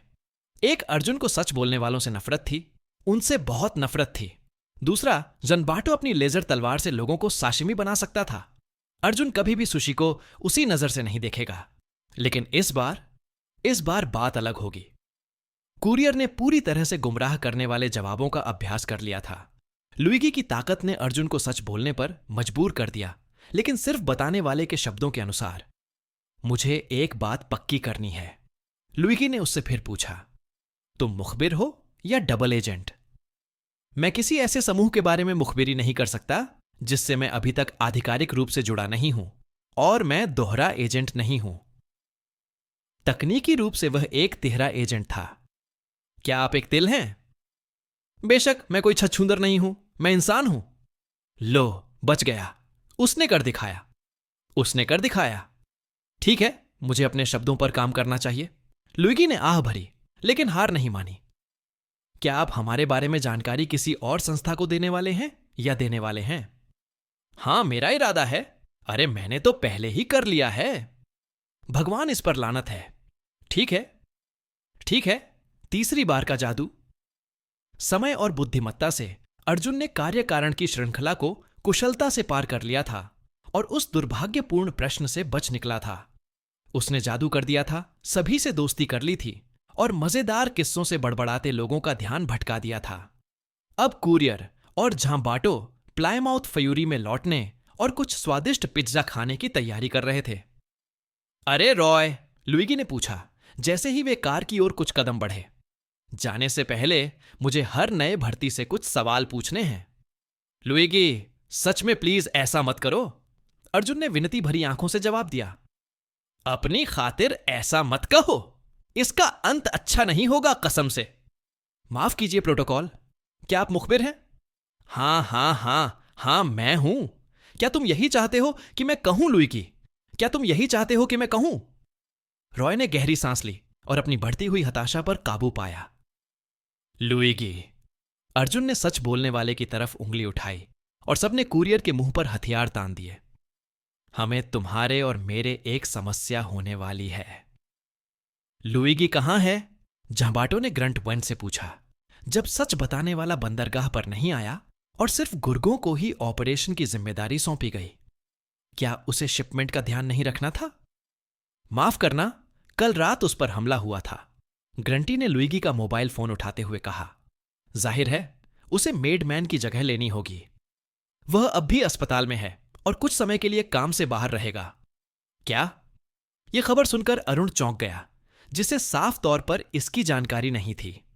किसने? मैंने सुना है कि वह हॉकी मास्क और स्टिक वाला कोई पागल मनोरोगी है। हॉकी बहुत खतरनाक खेल है, अर्जुन ने समुद्र की ओर देखते हुए बेसुध होकर कहा। मैं इसकी सिफारिश नहीं करता। हां, वो तो पागलपन था, ग्रंट वन ने सिर हिलाया। लगता है लुइगी किसी पार्टी से देर से घर लौटा था। बिल्कुल सामान्य बात है, वो अपने घर का दरवाजा खोलना शुरू करता है और फिर अचानक कोई शुक्रवार 13 तारीख वाला पागल साया से बाहर निकलता है, हॉकी स्टिक से उसका जबड़ा तोड़ देता है, उसे कुछ देर तक पीटता है और फिर चला जाता है। क्यों? अरुण लगभग हंसा। क्यों लुइगी, क्या यह डकैती थी? नहीं, उस पागल ने तो पैसे भी नहीं लिए, ग्रंट यट ने जवाब दिया। शायद यह नफरत से प्रेरित अपराध था, ग्रुंटी ने कहा। गवाहों के अनुसार हमलावर सचमुच बहुत ही ज्यादा उत्तेजित लग रहा था। कम से कम मैंने जो सुना है उससे तो यही लगता है। खैर, लुइगी बहुत ज्यादा लोगों के साथ सोता है, सच में घर तोड़ने वाला है, ग्रंट टू ने बताया। शायद यह किसी ईर्ष्यालु बॉयफ्रेंड की वजह से था। एक दिन तो ऐसा होना ही था, या फिर मेटा भी हो सकता है। जंबाटो ने अपनी बाहें पार की। लेकिन फिर उन्हें कैसे पता चला कि वह कहां रहता है? असल में अर्जुन को हॉकी का सामान ढूंढने में लुइगी के पते से ज्यादा समय लगा। आजकल कोई भी हॉकी नहीं खेलता। रॉय, तुम होटल में ठहरे हो ना? अरुण ने अर्जुन से पूछा। मुझे लगता है कि तुम्हें रात के लिए मेरे घर रुकना चाहिए, बस किसी भी स्थिति के लिए। शहर बिल्कुल भी सुरक्षित नहीं है। आप ऐसा मत कहिए, अर्जुन ने उत्तर दिया। उसके बाद जैसी भविष्यवाणी हुई वैसी ही घटनाएं घटीं। अरुण ने उसे घर बुलाया, उन्होंने पोकर खेला, वल्कन की फैक्ट्री में गए और अर्जुन ने पांडा को विलुप्त होने से बचाया। अर्जुन का मन बहुत पहले ही ऑटो पायलट में चला गया था, क्योंकि वह अपनी समय बोध की समझ को आगे बढ़ने का रास्ता दे रहा था। ऑटो पायलट असल में कोई उपशक्ति नहीं थी, बस एक ऐसी अवस्था थी जिसमें उसका चेतन मन तब प्रवेश कर जाता था जब वह बार बार एक ही घटनाओं से गुजरने से परेशान नहीं होता था। यह किसी मन स्तब्ध कर देने वाले काम को दोहराते हुए दिवा स्वप्न देखने जैसा था। मनुष्य कार्य कारण के नियमों से बंधे थे। कुछ अपवादों को छोड़कर वह लगातार एक अंतहीन नाट्य अभ्यास में लीन रहता था। कुछ समय बाद लोग उसके लिए कोई रहस्य नहीं रह जाते थे। हमेशा एक ही चीज पर एक जैसी प्रतिक्रिया देते थे। वे उसे भूल जाते थे और बार बार वही जानकारी सीखते थे। वे मशीन बन जाते थे और कमरे में अर्जुन अकेला इंसान होता था। इसकी पुनरावृत्ति किसी को भी पागल कर देगी, लेकिन उस आदर्श अंत तक पहुंचने के लिए कष्ट सहना जरूरी था और जल्द ही यह सब खत्म हो जाएगा। जब अर्जुन को कृष मिल जाएगा तो सब कुछ ठीक हो जाएगा। उसे इस बात का पूरा यकीन था। उसके मोबाइल फोन की बीप ने उसे वास्तविकता में वापस ला दिया, जिससे कार्य कारण का प्रवाह बाधित हो गया। अर्जुन को यह याद करने में 1 सेकंड लगा कि जब वह अचानक होश में आया तो वह कब और कहां था। लगातार चक्रीय प्रक्रिया और दोहराव अक्सर जीनोम की वास्तविकता की धारणा को क्षीण कर देते थे, खासकर जब उसकी शक्ति ने उसकी व्यक्तिगत समय रेखा में कोई बदलाव देखा। अर्जुन ने अपना फोन चेक किया, जबकि प्रिया वल्कन की फैक्ट्री के लिए निकल चुकी थी और हारकर जमीन पर पड़ी थी। संदेश में रस्ट टाउन के अनाथालय की एक तस्वीर थी जो पूरी तरह सुरक्षित थी और नीचे एक संदेश था, एस साइको शॉक का ध्यान रखा गया है, बच्चे सुरक्षित हैं, टिप के लिए धन्यवाद। अर्जुन ऐसे ही आश्चर्यों के लिए जीते थे, चाहे वे अच्छे हों या बुरे। जब अर्जुन ने प्लूटो और उसके अंगरक्षक को झांपाटों से बात करते देखा तो उसे लगा कि वल्कन से मिलने तक यही सब चलता रहेगा। सुमित का अंडरबॉस भी उससे मिलते ही बिल्कुल वैसे ही स्तब्ध रह गया और उसने भी ठीक यही बात कही। तुम? प्लूटो ने रॉय से पूछा। मैं? अर्जुन ने वही बातचीत दोहराने की तैयारी करते हुए उत्तर दिया। क्या हम पहले मिले हैं? यह सुनकर अर्जुन को आश्चर्य हुआ, क्योंकि उसे इस उत्तर की उम्मीद नहीं थी। शायद मैं अविस्मरणीय हूं। मुझे पूरा यकीन है हम पहले ही मिल चुके हैं, प्लूटो ने जवाब दिया। उसकी आवाज जिज्ञासा से उलझन में बदल गई। तुम कौन हो? बॉस क्या बात है? उसके अंगरक्षक प्लूटो ने पूछा, जबकि प्रिया अर्जुन के बगल में स्थिर खड़ी थी। अंडरबॉस का ध्यान मात्र देखकर वह डरकर चुप हो गई। उस पर निशान लगा है, प्लूटो ने कहा, लेकिन मुझे वह याद नहीं है। और क्या? क्या उसकी शक्ति ने किसी तरह समय के साथ उसे चिह्नित किया? क्या कुछ गड़बड़ है बॉस? अरुण ने बातचीत में शामिल होकर मीना शर्मा के साथ अर्जुन का सावधानीपूर्वक समर्थन किया। आपका नया भर्ती कौन है जान बाटो? अर्जुन मजाक करने ही वाला था कि अरुण ने उसके कंधे पर हाथ रखकर उसकी निजी जगह पर दखल दिया। तुम उससे तब बात करो जब उससे बात की जाए, उसने जोर से कहा। रॉय जानबाटो ने कुरियर की जगह प्लूटो के सवाल का जवाब दिया।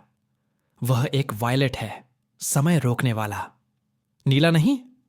प्लूटो ने अर्जुन को गहरी निगाहों से देखा, मानो उसकी आत्मा में झांकने की कोशिश कर रहा हो।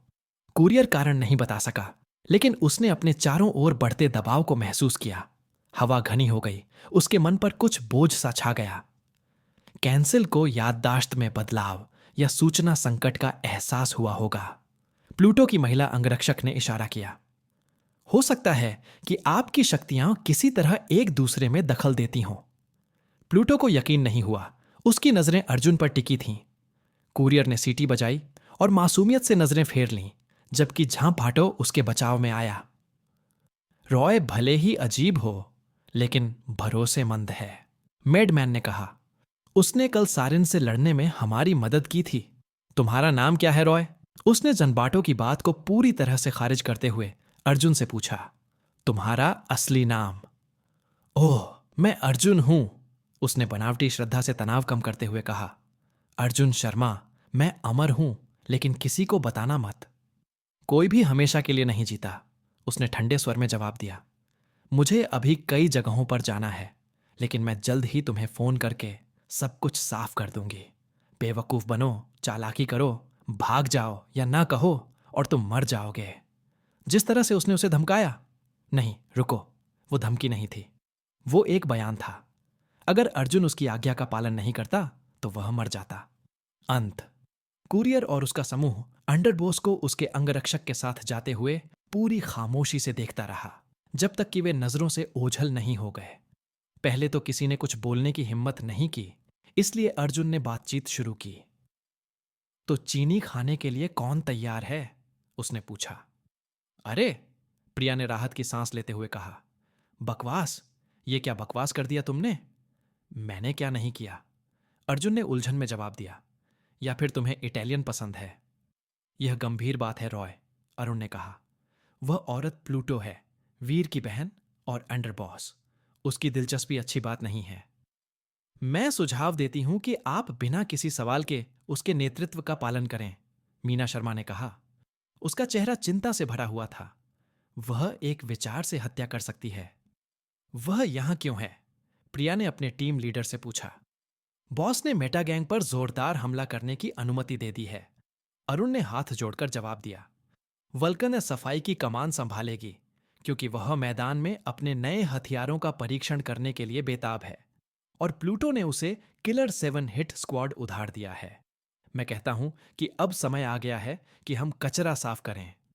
खासकर बेचारे लुइगी के साथ जो हुआ, उसके बाद मीना शर्मा ने भौहें चढ़ाते हुए कहा। उसके ही घर के सामने उस पर हमला करना। अगर अब घर में भी सुरक्षित महसूस नहीं होता। क्या हमें यकीन है कि मेटा ने ही ऐसा किया है? प्रिया ने संदेह से पूछा। मतलब, वो तो बस हॉकी क्रॉस वाला एक आदमी था। अगर मेटा होता तो और भी ज्यादा लोग हताहत होते, अरुण ने जवाब दिया। शायद उन्होंने किसी बेवकूफ नशेड़ी को पैसे दिए हैं। मेटा गैंग कोई बड़ा ग्रुप नहीं है। उनके लिए अपना गंदा काम किसी और को सौंपना ही सही होगा। अर्जुन चर्चा सुन रहा था और घटनाओं का क्रम समझने की कोशिश कर रहा था। ऐसा लग रहा था कि राम ने अपना वादा पूरा किया था और सुमित पर हत्याएं करना बंद कर दिया था।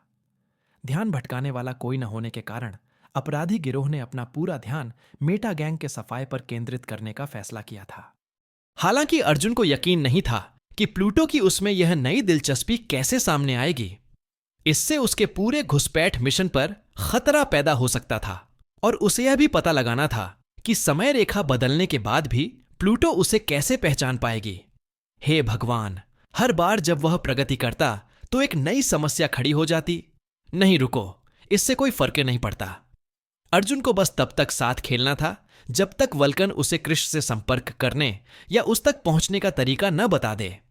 उसे इससे ज्यादा सुमित के साथ रहने की जरूरत नहीं थी, और अगर वे उसे एक के बाद एक खोज अभियान में जबरदस्ती शामिल करने की कोशिश करते, खैर, यह उनके लिए अच्छा नहीं होगा। इसके बाद वे वल्कन की फैक्ट्री में दाखिल हुए, जहां जाम्बाटो अर्जुन को बता रहा था कि उसे कैपो से एक बार फिर कैसे बात करनी चाहिए। अर्जुन ने ध्यान ही नहीं दिया, क्योंकि उसने पहली बार ही उसकी सलाह को नजरअंदाज कर दिया था। लेकिन प्लूटो के साथ तनावपूर्ण मुलाकात ने कुरियर को उस चंचल जीनियस के साथ व्यवहार करने के तरीके पर पुनर्विचार करने पर मजबूर कर दिया। चूंकि एक उच्च पदस्थ सुमित को पहले से ही उस पर शक था, और कृष के साथ उसकी लंबे समय से प्रतीक्षित मुलाकात भी लाइन पर थी, इसलिए दूसरे को अलग करने का कोई मतलब नहीं था। भले ही वह इससे नफरत करता हो, रॉय को व्यवहार करना होगा। अर्जुन और उसके साथी वल्कन की कार्यशाला में दाखिल हुए। कुरियर की नजर तुरंत उस विशाल कवच पर पड़ी। जीनियस द्वारा अर्जुन की हत्या करने की कोशिश के बाद इस विशाल मशीन को दोबारा देखना अजीब था। इस बार वल्कन को उसकी ऊंचाई के बारे में चिढ़ाने के बजाय अर्जुन ने पूरा ध्यान कवच पर केंद्रित किया, जबकि जाम्बाटो कैपो के साथ परिचय का आदान प्रदान कर रहा था। हालांकि वल्कन ने जल्दी ही अर्जुन की उसके काम में रुचि को भांप लिया। अभी तक प्रभावित हो? उसने अर्जुन से पूछा। स्पष्ट रूप से उसे उम्मीद थी कि वह उसकी चापलूसी करेगा। दिलचस्प डिजाइन है, खासकर छोटा फ्यूजन रिएक्टर, अर्जुन ने मासूमियत से जवाब दिया। लेकिन आपको जोड़ों पर एक सुरक्षात्मक झटका रोधी परत चढ़ानी चाहिए। कोई चुनिंदा दबाव डालकर उन्हें तोड़ सकता है। मैंने भी यही सोचा था, उसने जवाब दिया, उसकी अंतर्दृष्टि से थोड़ा हैरान होकर। लेकिन मुझे अभी तक ऐसा कोई मिश्र धातु मिश्रण नहीं मिला है जो तीव्र गति के घर्षण को बिना हाथ में रुकावट पैदा किए झेल सके। इसके लक्षित लक्ष्य को देखते हुए मैंने बचाव के बजाय गति को प्राथमिकता दी। अर्जुन को याद आया कि पिछली बार वाइवर्न ने मशीन पर कैसे पैर रखा था, लेकिन उसने वह मजेदार किस्सा अपने लिए ही रखा। तो फिर प्लास्टिक से बनी कोई चीज क्यों नहीं? वल्कन अपनी वर्कबेंच पर बैठ गई। उसके चेहरे पर उत्सुकता की एक झलक थी। क्या तुम जीनियस हो, रॉय? सच में नहीं, पर मुझे जीनियस टेक का अनुभव है। उसने बिना सोचे समझे उसे एबम फेंक दिया। और खैर, लगभग हर चीज का। सब कुछ? वाइवर्न के दुश्मन ने बम को मुग्ध होकर देखा। कितना सुंदर डिजाइन है, आइस स्केटिंग को छोड़कर। अब जब अर्जुन को यह बात सूझी है तो उसे सचमुच इस हुनर में महारत हासिल करने के लिए एक लूप लगाना चाहिए, ताकि अगर उसे फिर से घोल से लड़ना पड़े तो वह तैयार रहे। तुम बम रखना चाहते हो? क्या मैं तुम्हें इसकी रिश्वत दे सकता हूं? क्या मैं इसे रख सकता हूं? अब तक वल्कन एक ऐसे बच्चे की तरह लग रहा था जिसे क्रिसमस का कोई सरप्राइज उपहार मिला हो। क्या पहली नजर का प्यार ऐसा ही होता है? प्रिया ने भावशून्य चेहरे से सोचा। मुझे तो लगा था कि यह झूठ है। जबान संभाल कर रखना स्फीयर, वल्कन ने बम रखते हुए जवाब दिया। रॉय, मैं तुम्हें अपने डिवीजन में चाहता हूं। तुम कल से काम शुरू करो। वाह वाह वाह, वो तो वहां बहुत सी सीढ़ियां कूद रही थीं। अरुण ने तुरंत अपनी काल्पनिक पवित्रता का बचाव करने की कोशिश की। मुझे लगा था कि बुद्ध के साथ उसका भला होगा। उसने गला साफ किया। और प्लूटो उसका हालचाल जानना चाहता है। उसे वो पसंद नहीं है। प्लूटो? वल्कन ने कंधे उचका दिए। वो एक पागल कुतिया है, पर मुझे पता है कि उसे कैसे संभालना है। जब मैं टीम में शामिल हुआ था तब वो मुझे टीम में भी नहीं चाहती थी, फिर भी मैं यहां हूं। उसकी चिंता मत करो रॉय, मैं तुम्हारा ख्याल रखूंगा। क्या वह सचमुच अच्छी थी? कुछ समय पहले अर्जुन की हत्या करने की कोशिश करने वाले तुनकमिजाज हिंसक अपराधी से उसकी तुलना और भी साफ हो सकती है। जहां तक बुद्ध का सवाल है, मैंने सबसे पहले रॉय की खोज की थी और वह मिनियॉन के काम में बर्बाद हो जाएगा। जीनियस ने आत्मसंतुष्ट तिरस्कार के साथ कहा और अरुण को टाल दिया। अर्जुन ने जवाब दिया, मुझे प्रस्ताव पसंद आया, लेकिन मुझे लंबे समय तक नौकरी में कोई दिलचस्पी नहीं है। मैं कृष की तलाश में हूं। काले बाल, नीली आंखें, मार्क्सवादी, लेनिनवादी, अंडरडाइवर। मुझे पता है कि उसका एक अंडरसी बेस है और आप उसके संपर्क में हैं। अर्जुन ने हाथ पीछे करते हुए कहा, अगर आप मुझे वहां भेज सकें तो मैं बहुत आभारी रहूंगा। तुम्हें तो सब पता है, वल्कन ने अजीब सा चेहरा बनाते हुए जवाब दिया। मैं उसके साथ संपर्क शब्द का इस्तेमाल नहीं करूंगा। हम तो जीनियस पेन पाल्स जैसे हैं, कभी कभी तकनीक का लेन देन करते हैं। मैं मुलाकात करवा सकता हूं, हालांकि मुफ्त में नहीं। अर्जुन ने सोचा कि वह उसे पैसे के तौर पर रात के खाने पर बुलाना चाहती है, लेकिन इसके बजाय उसने उन्हें तुच्छ बदला लेने के लिए वाइवर्न की फिल्म बर्बाद करने का आदेश दिया। कुछ चीजें कभी नहीं बदलती। फिर भी उसने छिपे हुए कैमरों या बम की तलाश में इधर उधर देखा। चीजें इतनी अच्छी तो नहीं हो सकती थीं, है ना? कल फिर आना, जब काम पूरा हो जाए और प्लूटो वाली तुम्हारी समस्या सुलझ जाए। अर्जुन, वल्कन ने कहा, मैं तुम्हें तुम्हारा इनाम दूंगा और लंबी अवधि की नौकरी के बारे में तुम्हारा मन बदल दूंगा। कुरियर ने देखा कि अब वह उससे प्रथम नाम के आधार पर बात करती है। किसी महिला का स्नेह पाने के लिए एबम से बेहतर कुछ भी नहीं है। ये तो ठीक रहा, प्रिया ने फैक्ट्री से बाहर निकलते हुए कहा, काफी हैरान। मुझे लगा था कि तुम किसी तरह सब बिगाड़ दोगे।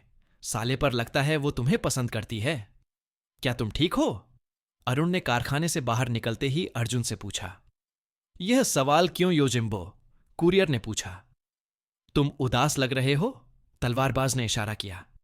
मैं यह तो नहीं कह सकता कि यह कोई बुरी बात है, लेकिन लगता है तुम उदास हो यार। शार्प। सच कहूं तो अर्जुन को अच्छा नहीं लग रहा था, क्योंकि वह अपने लक्ष्य के बहुत करीब था। उसने राम के हस्तक्षेप को खत्म कर दिया था। चीजें सुचारू रूप से चल रही थीं, और अगर प्लूटो ने उसे सीधे मारने का फैसला नहीं किया तो वह कल कृष से फिर मिल पाएगा। रास्ता साफ लग रहा था। उसने सोचा था कि रास्ते की सारी बाधाओं को पार कर लेने पर उसे उत्साह और खुशी का एहसास होगा, लेकिन अर्जुन बेचैनी के एक अस्पष्ट भाव को दूर नहीं कर पा रहा था, मानो किसी ने जीवन भर माउंट एवरेस्ट पर चढ़ने की ट्रेनिंग ली हो और अब शिखर उसके सामने हो। वह निराश होने से डरता था और इस तरह डायनामिक्स के विधर्मियों पर वल्कन का बाइबिलीय निर्णय सुनाया गया। वाइवर्न की फिल्म भी पिछले सुमित लूप की तरह चूहों और महामारी के साथ समाप्त हुई। अर्जुन को नान की पहली फिल्म में उपस्थिति खराब करने पर दुख हुआ, खासकर उससे पहले दोस्ती करने के बाद। हालांकि उसकी प्यारी बिल्ली जैसी दोस्त को ऐसे व्यावसायिक उपक्रमों से नफरत थी, इसलिए कोई नुकसान नहीं हुआ। वे बाद में सुलह कर लेंगे। जब मेडमैन अपनी खूबसूरत कार में घर लौटे तो कुरियर को लगभग उम्मीद थी कि राम फिर से जगह को उड़ा देगा। अर्जुन इस क्षण से आगे कभी नहीं गया था, इसीलिए वह नहीं बता सकता था कि आगे क्या होगा। मीना शर्मा प्लाईमाउथ फ्यूरी की पीठ में उत्तेजित नहीं दिखीं, इसलिए उनके चूहे संतरी ठीक होने चाहिए। कुरियर ने लगभग किसी अप्रत्याशित आपदा की कामना की ताकि चीजों में और भी मसाला आ जाए।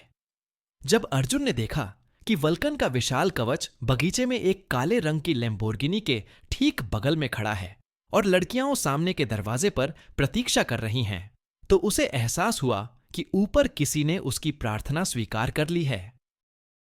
उन्हें अपने घर बुलाने के बजाय प्लूटो ने स्वयं अपने कर्मचारियों से मिलने का निर्णय लिया।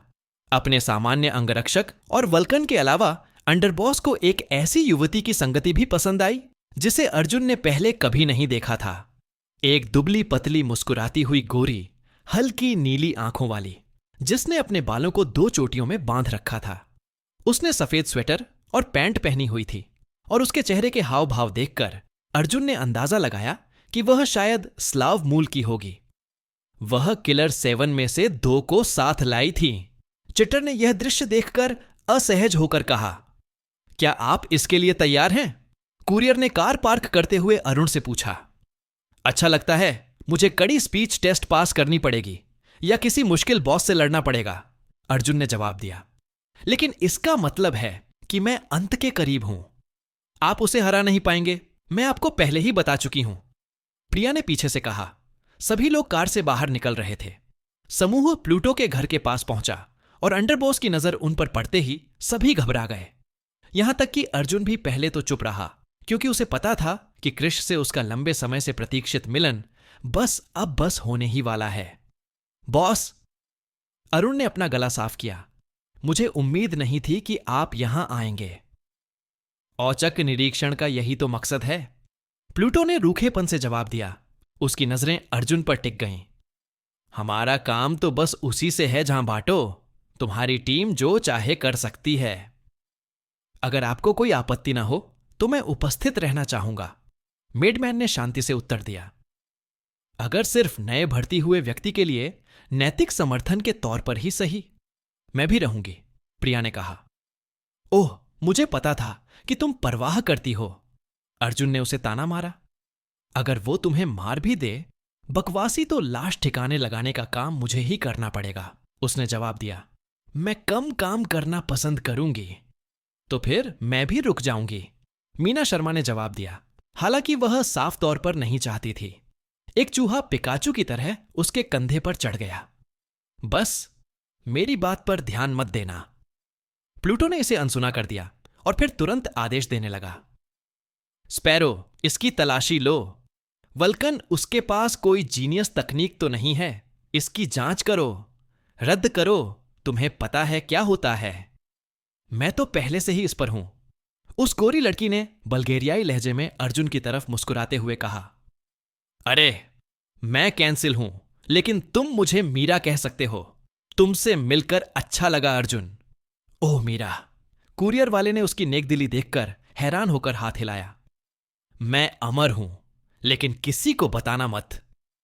प्लूटो की महिला अंगरक्षक स्पैरो ने तुरंत अपने बड़े हाथों से अर्जुन को टटोलना शुरू कर दिया। हर जगह ढूंढने लगी।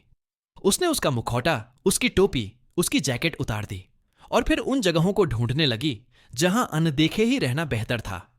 जानती हो लेडी, अगर तुम मेरे अंडरवियर देखना चाहती हो, कुरियर ने एक निजी जगह की जांच करते हुए कहा, तुम पूछ सकती हो। मैं जवान हूं, सहज हूं और उपलब्ध हूं। मैं शायद इस पर आपकी बात मान लूं, स्पैरो ने एक मनोरंजक मुस्कान के साथ जवाब दिया। समय के साथ अर्जुन के बगल में हथियारों का ढेर लग गया।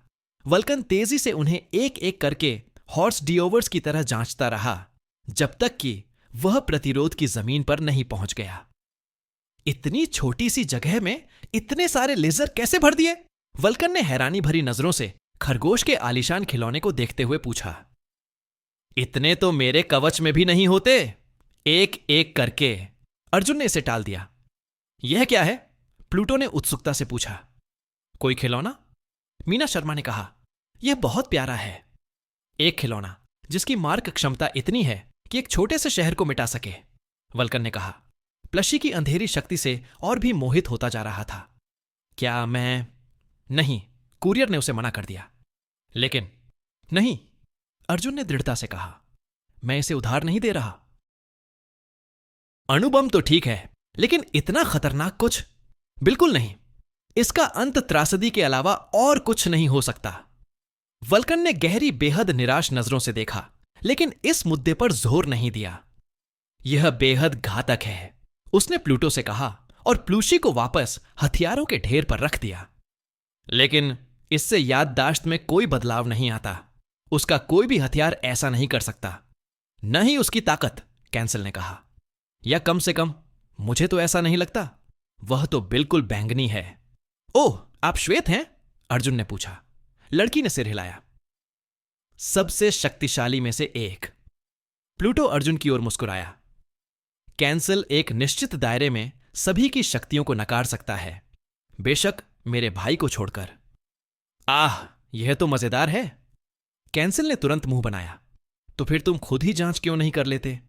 चुनौती स्वीकार की गई। अर्जुन ने तुरंत समय रोकने की कोशिश की। और कुछ नहीं हुआ। कोई प्रतिक्रिया नहीं। उसके मन की शक्ति से दुनिया का रुकना नहीं, यहां तक कि खुजली भी नहीं हुई। कुछ भी नहीं। उसकी क्षमता ने सक्रिय होने से ही इनकार कर दिया। उसने फिर कोशिश की, लेकिन उसकी परफॉर्मेंस में दिक्कतें आती रहीं। उसकी झुंझलाहट उसके चेहरे पर साफ दिख रही थी, क्योंकि मीरा के होठों पर एक आत्मसंतुष्ट विजयी मुस्कान उभर आई। खैर, यह अच्छा नहीं था। यह बिल्कुल भी अच्छा नहीं था। उसके सेव पॉइंट पर कोई असर नहीं पड़ना चाहिए था। लेकिन अगर कैंसिल ने ऑटोमेटिक ट्रिगर को नकार दिया, तो अगर अर्जुन उसके पास ही मर गया, तो उसकी हमेशा के लिए मौत हो सकती है। मिस प्लूटो, क्या मैंने आपको बताया है कि आप मुझे असाधारण रूप से सुंदर और शिष्ट लगती हैं? अर्जुन ने कहा। जब संदेह हो तो उनकी चापलूसी करो। बेकार, लेकिन शुक्रिया। प्लूटो ने कैंसिल की ओर मुड़ने से पहले झूठी शालीनता से जवाब दिया। अभी भी कुछ नहीं? अगर यह स्मृति संचालन था तो मुझे इसका प्रभाव मिटा देना चाहिए था, लड़की ने जवाब दिया। चाहे वह नीला हो, हरा हो, पीला हो या फिर बैंगनी। प्लूटो ने कुछ नहीं कहा। इसके बजाय उसने अपनी पोशाक के अंदर एक जेब ढूंढी और सिगरेट का एक कश लिया। स्पैरो एक लाइटर ले आई और उसे जला दिया। ठीक उसी समय जब उसकी मालकिन ने कैंसर की छड़ी उसके मुंह में डाल दी थी। मैं मृत्यु को नियंत्रित करता हूं, प्लूटो ने अर्जुन से कहा। अरुण का समूह उसके शब्दों को सुनकर स्तब्ध रह गया। मृत्यु की आध्यात्मिक अवधारणा, जीवन का अंत। हालांकि मैं उन्हें गिन नहीं सकता, लेकिन मैं एक व्यक्ति के वर्षों के भार को महसूस कर सकता हूं। और अगर मैं गलत नहीं हूं रॉय, तो तुम अब तक मिले सबसे उम्रदराज व्यक्ति हो। किसी भी व्यक्ति से कहीं ज्यादा उम्रदराज। अब जब मैंने तुम्हें गौर से देखा है तो मैं तुम्हें। उसने अर्जुन के चेहरे पर धुएं का बादल उड़ा दिया। यह संख्या 3 अंकों में होगी तथा 2 की बजाय 4 के करीब होगी।